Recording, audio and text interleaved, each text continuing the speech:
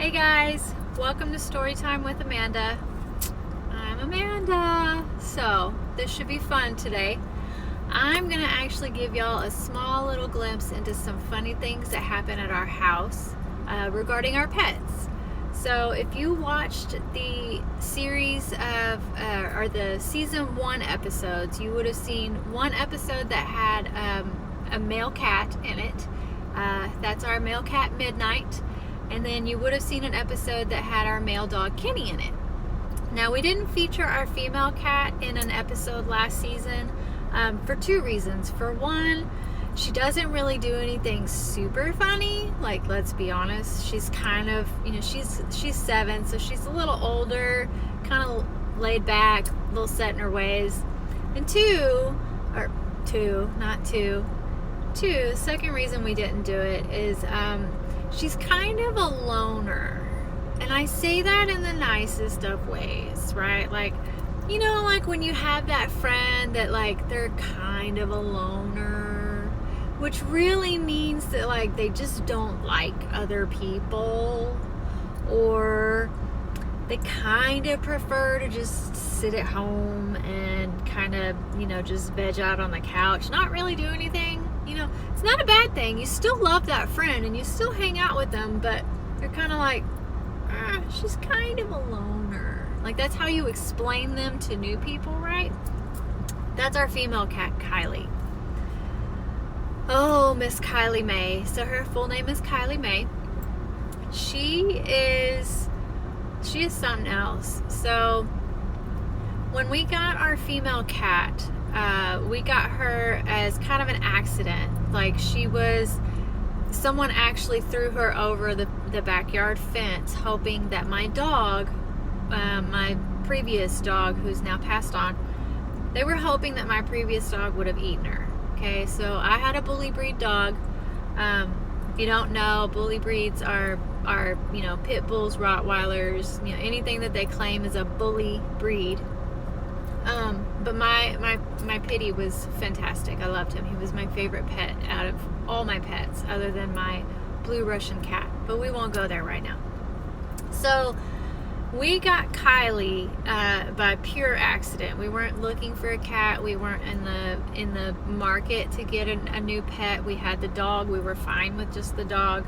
But someone threw her over the fence, hoping, from what I can tell, hoping that the dog would eat her, right? Because she was a kitten. Like, I don't even know that she was fully weaned at the time, because she was super tiny. But anyways, they threw her over the fence, and my dog at the time, that dog was such a playful dog. Like, he just thought, oh my God, a new friend to play with. So he actually was trying to play with her and stuff, and she felt like she was being attacked. So of course she attacks the dog. He doesn't do anything but let her continue to scratch and bite him.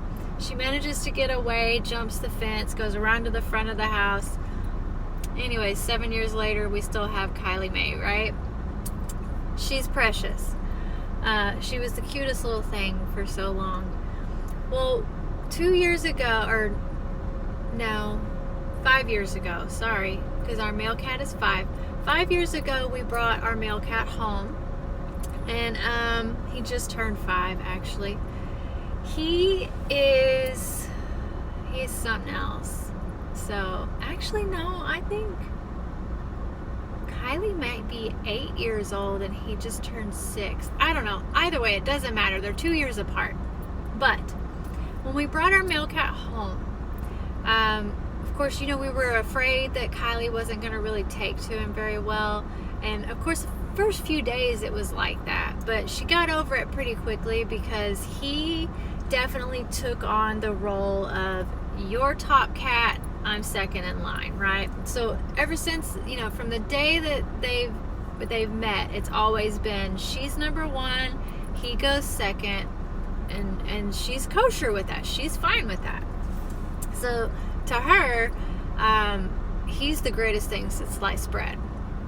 Well, 2 years ago, we got our dog, our male dog, Kenny, who is a Chihuahua, if you couldn't tell by the video in season 1. He's a Chi, and he's super, super hyper. He has been sterilized, He was already sterilized when we got him, so that wasn't a choice I made for him. But it didn't seem to slow him down by any means. When we brought him home, he's always been this dog that wants to play, right? And he just wants to play with anybody that'll be his friend. And the male cat will play with him. They'll box and they'll fight and they'll roll around and chase each other and play with toys, and they'll share a bed, all that stuff. So Kenny seems to think that if Midnight does that Kylie would do that. Well, Kylie is like totally the opposite. She's like, I hate this dog. I want nothing to do with him. Get out of my face. Don't bring him around me. So this is the story I'm getting to. She is so adamant about her hatred towards this dog that she has decided she no longer has to touch the floor. Like, to her, the floor is lava because the dog is on the floor at any time. So she lives on countertops, and honestly, she lives on the top cabinets in my kitchen or on the top of my fridge. Now, most people, when I tell them that, they immediately cringe because they're like, oh my God, your cat is on your countertops. I am constantly cleaning my countertops, so trust me, there is no way there has been any kind of nasties on my kitchen counter. 2, she does go to the restroom in a litter box that is not in my kitchen, okay? So please know I don't have like a litter box up there for her to go in. This is where story time with Amanda's kicking in, okay? Because I wanted to tell you how this works.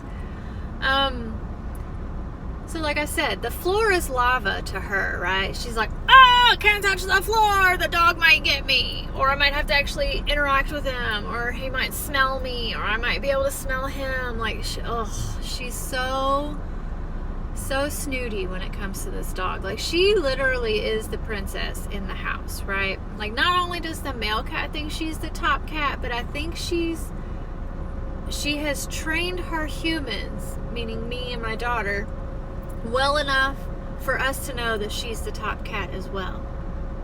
I'm not proud to say that. I'm not even going to lie to you. I'm actually a little bit ashamed of myself. But it works. You know, like, it's one of those things. She's older in age. I know she's not going to live, forever. Poor girl. We're in and out of the vet doctor's office all the time because there's always something new. But she's my baby, she's my longest baby that I've had. So of course I'm going to take care of her, and whatever that means I have to do is what I'm going to do. If it comes to a point where she is always consistently in pain or uncomfortable, then I'll make the decision when it has to come. But in the meantime, she's the princess. And when I say that, so the floor is lava, right? The floor is lava. So the litter box is in the bathroom. We have a spare bathroom that we don't use, so it's in the bathroom and the tub. Meaning, I have to physically carry this cat in there to go to the restroom because she won't get down, right? Anytime during daylight hours, let me take that back. During daylight hours, she will not get down because the dog is awake, right? And the dog really is kind of a butthole, and it doesn't matter how many times I've gotten on to him or, did like the little, like this on his butt, because I'm not going to spank him for it. Like, that's not a legitimate reason to spank him. Now, if he hurts her, yes. But I'm not going to spank him for, trying to play with her. But I'm like, no, like on his nose or on the right above his tail, because that seems to be like, like they know I'm not supposed to do that. Well, during daylight hours, he will run after her if she gets down on the floor. So she doesn't. So what she does is she'll come to the edge of the countertop, which is right by my sink, and she'll sit all nice, prim and proper, and she'll meow, meow, like she'll look me dead in the face and be like, I need to go to the bathroom. And of course I go over there and I'm like, okay, Kylie, you know, and I grab a hold of her and I hold her, you know, I cradle her like I did when she was a baby, and I carry her into the restroom, and she's able to use the litter box, and we also have her food and water in there, right? So I make sure that the dog doesn't get a hold of her while she's in there. She has her privacy and stuff. When she's done, now I don't know if I've trained her or if she's trained me, but when she's done, she lets me know by meowing. And she'll sit there all prim and proper and meow. And I'll go in there and I'm like, okay, Kylie. And I grab her and I take her back into the counter in the kitchen. And she goes back to her little cubby hole, either on the top of the cabinets or her little bed space that she's made on the top of my fridge. I don't know. You tell me in the comments below, did she train her humans? Like, am I the peasant? Or did I train her? Because I'm not sure which one of it is. I'm pretty sure she trained me though. But yeah, so that's a little personal look into my female cat Kylie, my Kylee Mae. She's pretty funny. I'll have episodes in the future where like it'll be one solely dedicated to little funny things that the dog does or that Midnight the male cat does. So be on the lookout for those. But in the meantime, if you like this video, go ahead and give it a thumbs up and subscribe. Make sure to hit that bell so it gives you the notification of when new videos are uploaded. We upload every Sunday at 10 a.m. Also, definitely stay safe out there. Y'all don't be grown man bullies. Like, let's spread kindness like glitter and try to retain your sanity in the meantime. Because we all know that it's a crazy world, so let's just take it easy, okay? Take it easy on each other. Y'all have a good one. Talk to you